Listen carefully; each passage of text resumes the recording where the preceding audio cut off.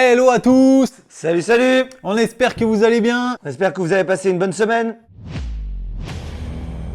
Pour soutenir la chaîne, pensez à vous abonner, liker et commenter. Merci. Bon bah voilà, on est de retour aujourd'hui pour vous parler d'une petite Seiko, hein. Genre la concurrente de chez concurrente, des bons marchés, de ce qui existe pas deux fois. Donc franchement, on a été un peu par terre quand on a vu le prix, hein. Franchement, super pas cher. Voilà, clairement, nous on est content de vous présenter cette montre parce que c'est une montre Seiko automatique à un prix quand même défiant toute concurrence. N'hésitez pas à aller sur notre site, passer sur le Instagram ou sur le Facebook. N'hésitez pas, en tout cas, ça nous fera très plaisir. Voilà, vous avez tous les liens dans la description. Alors, on va pas parler donc trop de la marque, hein. Seiko, marque japonaise, fondée il y a une bonne centaine d'années, hein. Voilà, effectivement, on la connaît, on l'a présentée 150 fois. Seiko, grande marque horlogère qui fabrique des montres de qualité. Et c'est pour ça que ça nous a étonné et qu'on est content de vous présenter une montre à moins de 200 € de cette marque-là. Cette montre fait très fort penser à 1 mm près au niveau de la taille à une certaine haute Seiko. C'est la SARB que j'ai portée dans d'autres montres et dont on vous a fait d'ailleurs la review. Elle est juste 1 mm en dessous. La Seiko SARB a eu beaucoup de succès et donc en 2018, ils ont décidé de ressortir un modèle qui lui ressemblait très fort, mais un rien plus petit avec un budget vraiment défiant toute concurrence, hein. Alors, on va passer directement sur la petite boîte. Boîte très classique, hein, Seiko normale, donc on va la faire le petit déballage. Petite boîte ici fournie, toujours la garantie plus les explications comme d'habitude. Rien d'extravagant effectivement, une petite surboîte en carton, une petite boîte en carton. On est sur une montre qui coûte 170 €, donc clairement on ne s'attendait pas à autre chose que ça, c'est tout à fait cohérent avec le prix. Alors voici la belle petite, hein. Alors on ouvre la boîte, du coup on a la montre et on a que la montre. Ouais. Bah oui, on pouvait pas avoir non plus un steak frites compris quoi. Normal. Allez, on met ça de côté. Et donc, on tombe sur cette petite Seiko SNKL 43K1 exactement. Voilà. Un bon vieux nom de code à l'ancienne, Ouais. comme on aime bien de chez Seiko, hein. Bon, clairement, tout de suite, ce qui saute aux yeux, c'est sa taille. Taille du boîtier. Elle est vraiment petite, hein. Elle Ouais. est vraiment toute petite. On va mesurer tout ça. Alors, ce qu'ils annoncent en taille, c'est quoi? 37. Et on va faire la demande du pied à coulisse. Voilà. Donc, invocation du pied à coulisse. 1, 2, 3. Voilà, qui va nous permettre de confirmer effectivement tout ce qu'ils disent sur le site internet. Voilà, on est sur du 37,15 mm exactement. En épaisseur, on est sur du 10,5 mm d'épaisseur. Donc ça, c'est quand même très agréable. C'est fin, hein. Ah ouais, c'est très fin.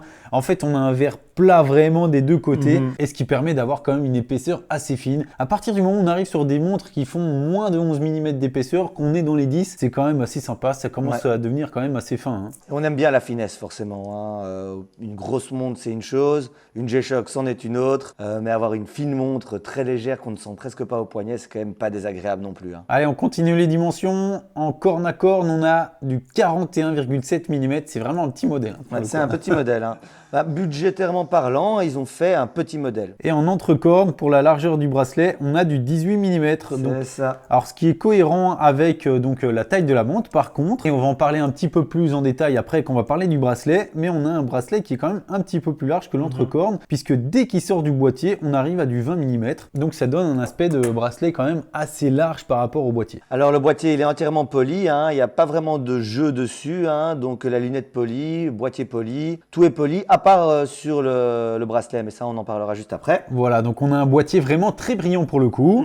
Alors il est typé Oyster, hein, d'après ce qu'ils disent sur leur site, donc brillant comme une huître. Et alors ce qu'on voit tout de suite, et on a l'habitude de le voir sur les montres Seiko, c'est la petite couronne à 16 heures, qui est toujours sympa. Alors là pour le coup elle est vraiment incrustée dans le boîtier, Ouais. là pour la manipuler c'est pas facile, hein. Ouais, pour la manipulation elle est très petite, mais en fait il n'y a pas vraiment besoin de grandement la manipuler à part mettre l'heure, parce qu'on va vous raconter ça juste après au niveau du mouvement, mais c'est un mouvement un petit peu plus spécial que les autres. Voilà, donc alors ce qu'on voit aussi directement, hein, au niveau de la montre, c'est ce cadran bleu soleillé Ouais. qui fait des très jolis reflets pour le coup, hein. Exactement. Alors ils ont fait un cadran bleu soleillé comme tu viens de le dire, hein. Ils ont fait différentes couleurs. Elle existe aussi en noir, en vert il me semble, et en blanc. Donc il y en a aussi une un petit peu typée jaune gold il me semble, mais bon ça c'est sur les sites de deuxième main, plus difficile à trouver en magasin. Donc avec les aiguilles typées Dauphine, hein, et petite trotteuse très simple avec les Luminova sur les index très petit Luminova sur les index. Alors au niveau du cadran on a un guichet de date qui dit le jour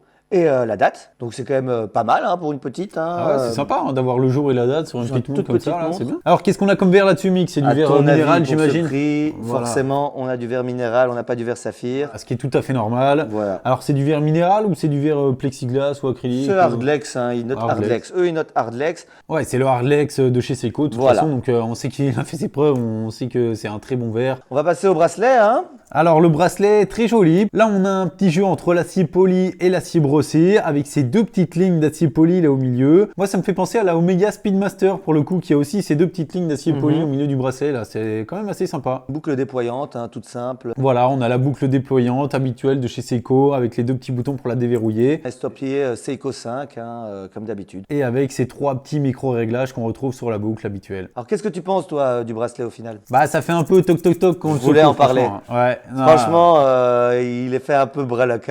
non, il est joli, il est agréable à porter pour le coup, Ouais. mais franchement, il fait un petit peu quand même breloque. Quand tu secoues et que ça fait ce petit bruit là, tu sais que voilà quoi, c'est pas ouf. Alors au niveau du système de l'ajustement, c'est un petit autre système. Hein. Tu vois, tu dois te pousser ici là-dedans et toute cette partie métallique sort. Ah oui, donc système effectivement différent. On n'avait pas encore présenté une montre avec ce système-là sur la chaîne Non, hein, pas pour le encore. déverrouillage des maillons là. On n'a pas de couronne vissée évidemment sur cette montre. On a une étanchéité qui est quand même assez restreinte vu qu'on est à du 3 ATM. C'est ne pas se baigner avec, ça s'appelle. Ne pas prendre sa douche avec, ça s'appelle. Ne pas faire la vaisselle avec. Faire attention avec. Voilà.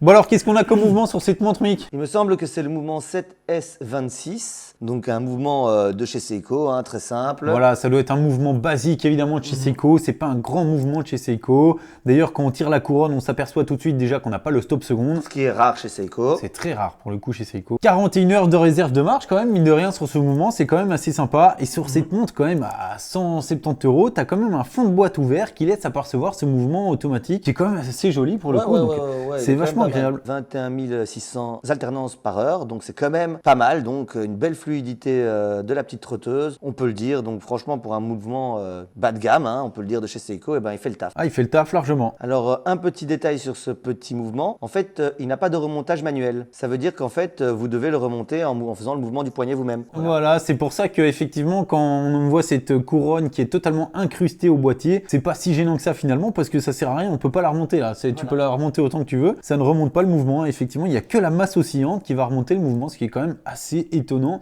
et assez rare qu'on retrouve quand même un mouvement avec une masse oscillante, mais un remontage uniquement grâce à cette masse oscillante pour le coup. Bon alors, Mick, je te pose la question habituelle, est-ce que tu la porterais dans la vie de tous les jours cette montre? Alors, moi personnellement, je pourrais la porter dans la vie de tous les jours. J'aurais préféré quand même le mouvement supérieur. J'aurais préféré également 1 mm au plus, en taille 38. Mais en 37, ça peut encore le faire, ayant un petit poignet, ça passe encore. Et alors toi, Nico, tu la porterais toi au jour le jour? Bah clairement, effectivement, c'est une petite montre. Après, comme on le dit souvent, nous, on n'a pas des gros poignets. Hein. On rappelle que nos poignets, ils font 17,5 à peu près. Et cette montre en 37, c'est cohérent. Le cadran est quand même assez joli, ce bleu soleillé là. Ouais. Donc elle a rien de spécial cette montre, mais elle est quand même jolie, tu vois. Régulièrement sur des montres qui n'ont rien pour elle, qui sont un peu basiques comme ça, on n'a même pas un cadran soleillé joli. Là pour le coup, il y a ce cadran soleillé qui me donne envie de la porter. Elle est quand même assez jolie et sans problème, je la porterai dans la vie de tous les jours. Alors, on va passer au bon vieux traditionnel. Alors, Nico, toi, tu portes quoi au poignet? Alors je la remets vite fait. Je porte la MJ02 de chez Begoff, hein, vous le savez, notre propre marque de montre, c'est la Open Dial. Elle est juste magnifique. Là, pour le coup, on voit bien le mouvement à travers ce grand cœur ouvert au milieu là. Et j'adore la porter. Et toi, Mick, qu'est-ce que tu portes? Bah moi, je porte la Seiko Field. Hein. Voilà, ça a été un plaisir de vous présenter cette petite Seiko automatique pour un budget ultra réduit. C'est quand même super sympa de pouvoir vous proposer ce type de montre parce que qu'on a très peu de sous et qu'on a envie de s'offrir une jolie montre automatique. Bah clairement, ça c'est une super solution. On vous la conseille grandement. Il n'y a aucun souci avec ça. Super entrée de gamme, quoi. Ça fait le taf. Bah, on espère que ça vous a plu. Hein. On vous souhaite une bonne journée, une bonne soirée. Et à très bientôt hein, sur les Reviewers. À la semaine prochaine pour une nouvelle review. Ciao, ciao. Salut. Arrivederci.